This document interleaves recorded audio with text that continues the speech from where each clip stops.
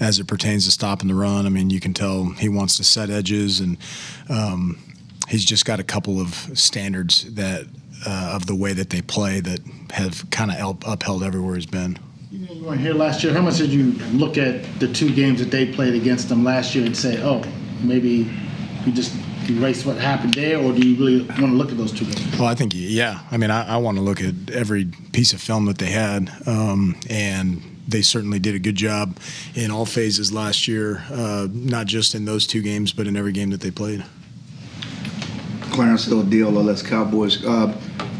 Dak hasn't played in the preseason in a long time. Is there a challenge you as a coordinator getting the guy, getting your first team offense ready to go without having preseason work? And what are your expectations for this week?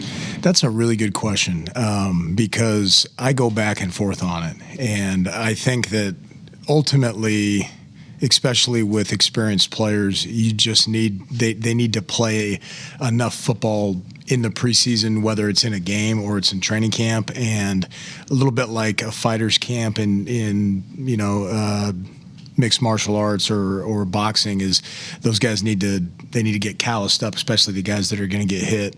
I was very concerned last year because we didn't play, I don't think, not one starter in the preseason in Arizona, and I was all stressed out and worried about it, and then I felt like the first quarter of the first game we were hitting on all cylinders. So I think there's a lot of different ways to do it. I think some of it has to do with how much your guys have played and how many banked game reps and starts and all that they have. So it probably is a case-by-case thing. I think that our guys will be ready to go. Is there game plan-wise, what do you do to try to get them comfortable, get them going, get them in a rhythm early, so you obviously not calloused up, but you want them to be comfortable early? Yeah, I mean, I always think anytime you're in an environment like it's going to be on Thursday, or you're playing your first kind of live reps of the season or whatever, you try to do things that you do good and things that they're comfortable with. So whether that's something that we did well during training camp, or that's something that we've done well in the past, whatever it is, I think I don't want to speak for every coach on the planet, but I think that that's how most people feel is, what do we do good? How do we go out and do that early? And then I think you can increase the degree of difficulty thereafter. Todd Archer of the ESPN, is it hard to know what you do good at this point if there's not been that preseason work and things? Yeah, sure. I think especially trying to find your identity specifically in the run game, I've always felt like you think and then week 4 you feel a little bit differently, and then sometimes week 12 or week 14 you feel a little bit differently. But I do think that it is relatively simple to watch your guys and see what they like, and see some of the blocks that your guys, not necessarily just on the offensive line. Sometimes it's at receiver. Sometimes you have a guy in the backfield that runs a certain scheme really, really well. I think those things are easy to see. Sometimes you go through a patch of the season where you're facing, like a San Francisco style attack front, and certain schemes are not going to be good, and you're going to make your hay on other ones. So I think you got to have the ability to be multiple that way, and you have to be good at more than one thing. What excites you most about Javonte Williams? I think physicality. Yeah, he's a tough player, and he embraces contact. Jim Schroeder with The Athletic. You go back to when you guys made the move for George Pickens till now. How do you think he helps you the most? I mean, he keeps me laughing all the time. That's an important piece for me. I think that, I think I said this maybe during training camp one time, but just the dynamic of having someone on the other side of CD that you're really kind of having to split the field and you're not able to lean just one direction is probably the simplest answer, but the starting point. And then in terms of the in-game, people talk about getting rid of less and less preseason games, but for you guys being a new staff, how much has that helped out in terms of being on the same page or in-game communication for what you guys will have to do, hitting the ground running really on a Thursday night? Yeah, we worked really hard in the preseason, in those games of trying to make it feel as game-like as possible. And, we worked pretty hard during the week, those weeks of trying to make it feel as game-like as possible. We got to, we need the game reps just like the players do. And so you can simulate all you want, but when they put the ball down on Thursday night, it's going to feel a little bit different, and we got to make sure that we're making the right decisions just like the players do. Tommy Harsh, DallasCowboys.com. Klayton, how good of an early test is facing the Jordan Davis and Jalen Carter for Tyler Booker? Oh, I think it's going to be awesome for him. Yeah, I mean, I think that he's, you guys know how I feel about Tyler Booker. I think the world of him. I know that we'll look back probably in 10 or 11 weeks and go, wow, look how much he's grown. But I feel I'm excited for him because the type of competitor that he is. I'm excited for him to go out week one and, like I said earlier, put the ball down, let's freaking play. Nothing that's happened before the moment that we kick off really matters. Joe Hoyt, Dallas Morning News. You talked about Javonte Williams a little bit. He was your guys' first free agent signing. What in the kind of lead up to free agency kind of made you guys say, hey, we want that guy? I think like when you guys ask what is it that I like about him, I mean, you like because you like what he's as advertised. You hear things about guys when you're signing them in free agency. Oh, this guy's a true pro, or this is a high character guy, or this guy really embraces the work of being a professional football player. And then it's always nice when you get those guys and they're in the building and you go, yeah, well, that was true. So that's really one of the biggest things about Javonte is he's an adult. And he takes care of business, and he embraces all different parts of his game, whether it be physical, mental, pass protection, run game. I'm very excited to see him play. Dak says he calls him valedictorian tech, I guess because he was a valedictorian at some point. How does that help him in terms of, that intelligence, and how does it help him actually on the field? I'm going to have to ask him about the whole valedictorian thing. He's probably the prom king too, right? I didn't know that he was like an incredible student or anything like that. He's certainly an incredible student of the game, because sometimes you see these guys that are just really, really, really smart, and you find out maybe they weren't great students or whatever. He's one of those dudes that he's on top of it. He sees the details, he executes the details, he's able to absorb pretty much everything that you can give him within an install. It's easy for him. He's taking notes because that's the type of guy that he is, but he picks stuff up fast. Here, Podell, CBS Sports. Clayton, what's that chess match like for you guys through Dak when there's an all-pro inside linebacker and Zach Bond on the other side of the line of scrimmage like the Eagles have?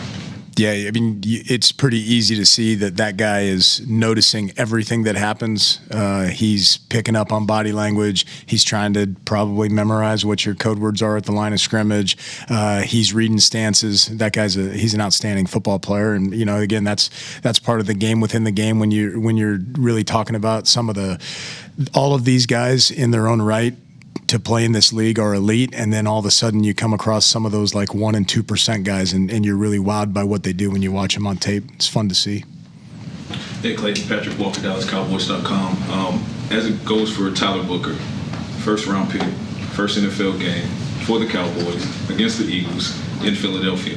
What's your biggest talking point to him as far as making sure that he manages any anxiety that he might have going into Lincoln Financial?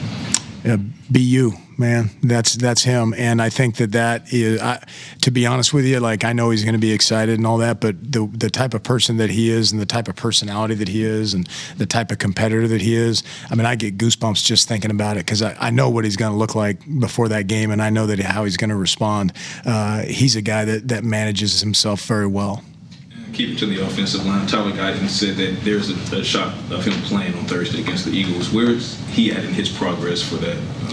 I'm not 100% sure within like the medical side of it. I've been told that they're working on it and they'll kind of see where he's at by the end of the week. So it's a little bit of one of those situations where I got to kind of wait and see exactly what happens, which can be tough.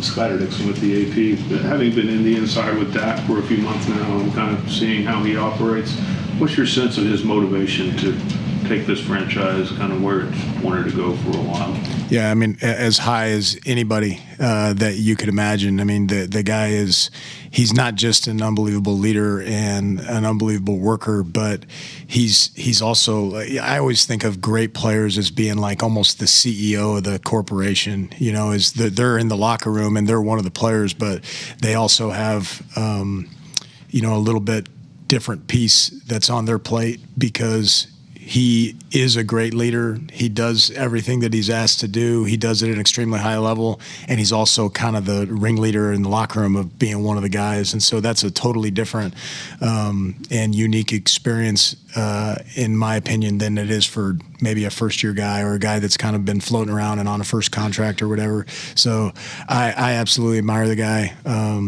I love being around him every day, and I'm very excited to go on this journey with him. Babe Loffenberg, 105.3 The Fan, Cowboys Radio Network. So Klayton, we've asked about the other two Tylers. As a matter of fact, how do you keep the three of them?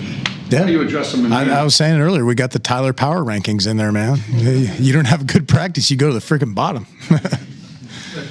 So Tyler Smith, obviously you'd looked at him before you met him and got him on the field and all that stuff. What is your impression of him now compared to what you saw kind of looking on film?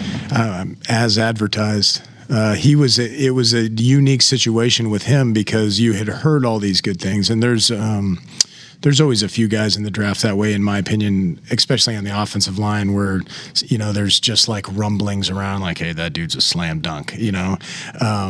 But I had actually left the interview room because one of my daughters called when we were doing interviews at the Combine, and so I was sitting outside the room, and they started the defensive interview, so I had to sit there for about 15 minutes, and then this kid comes up and sits next to me, and there's about 11 minutes left, and I started talking to him and realized it was Tyler Booker. So I got a couple extra minutes just chatting with him before we even went into the room, and probably spent the first 5 minutes like a dummy, not knowing who he was, and just figuring he's just a guy, you know, one of the players just kind of hanging out. So that was a cool and unique experience for me.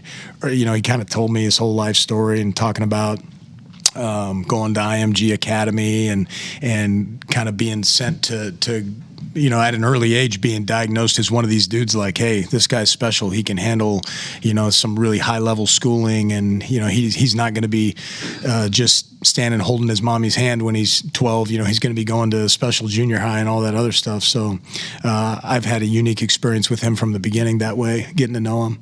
And it was pretty special in the draft process, looking back on some of that stuff going, man, I'd been pretty happy at that moment knowing that we drafted him. We'll wrap it up with Todd. Has Nate Thomas calmed any fears that you might have as a former 7th-round pick, a guy that's not played in a game that he might actually have to go?